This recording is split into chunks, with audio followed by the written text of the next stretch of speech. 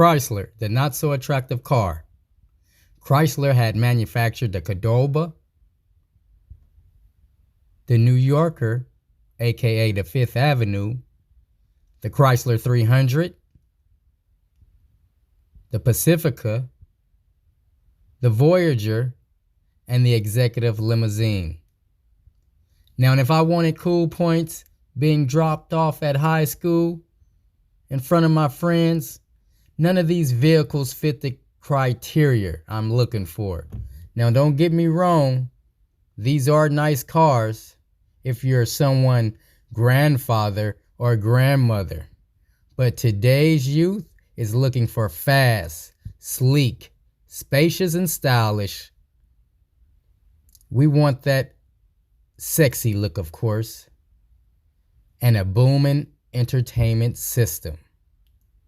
Well, you might say, what about the Chrysler 300?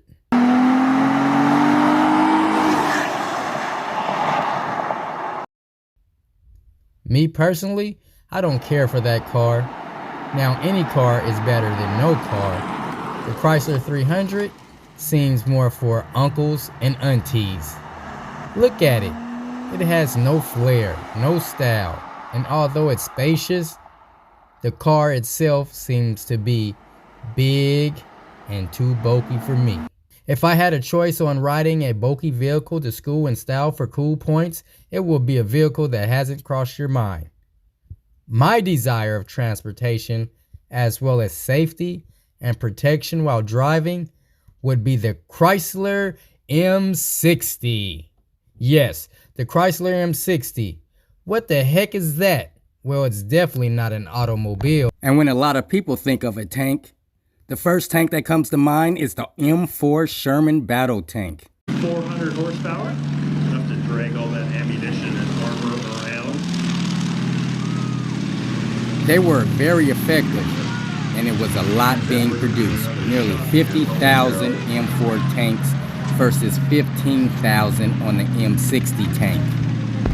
Was Chrysler really responsible for the production of this tank, the M60 tank?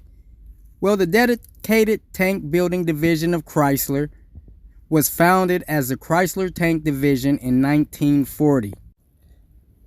Chrysler definitely stayed in business the longest by producing all of the M60 tanks that was built, and many of the later M1 Abrams main battle tanks.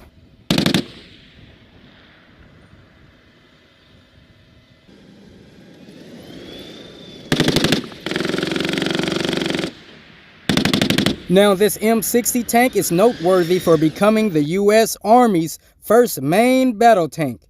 The Army doing away with its World War II era, and then came the second generation tank, which is the M60, an American second generation tank. It was officially standardized as the tank combat, fully tracked with a 105mm gun attack. You might ask yourself, what happened to this US M60 tank?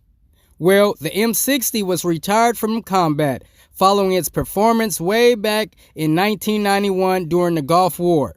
It ended service with the National Guard in 1997 and stopped being used for training in 2005. Although roughly 20 tons less than a 70-ton Abrams tank, the M60 was not faster or more maneuverable. At this time, the M60 as well as the E60 series tank is no longer in service and is obsolete. Although some parts of the M60 as well as the E60, like the chassis of the tank, is now being used on a tank that replaced the M60. This is the Merkava MBT. I mean Merkava MBT. Don't crucify me now. Merkava. Now, the Merkava MBT is the go-to tank nowadays when it comes to battle. Alright, so let's say goodbye to this M60 tank. It was definitely a good tank. The M60 provided better firepower, better armor protection, and better cruising range. I know it was heavy, and the maneuverability of this tank was not at its greatest, but it was still a good tank. It also had a coincidental rangefinder and an integrated fire control system, making its firepower quicker and more accurate. So if anybody have M60 tanks out there for the low for sale, you know, I definitely would mind driving this in my local community. I know I will turn heads. Everyone will be looking at me. But the M60 tank, nowadays, I want to ride in style and have protection while riding in style in a not so friendly world out here. The streets is wicked. Let's get this M60 tank out here in these urban communities so I can drive around in style with protection. Safety and protection is what counts. I'm willing to take some courses at a tank driving school. I'm not trying to be no fool and break the rule like this guy right here.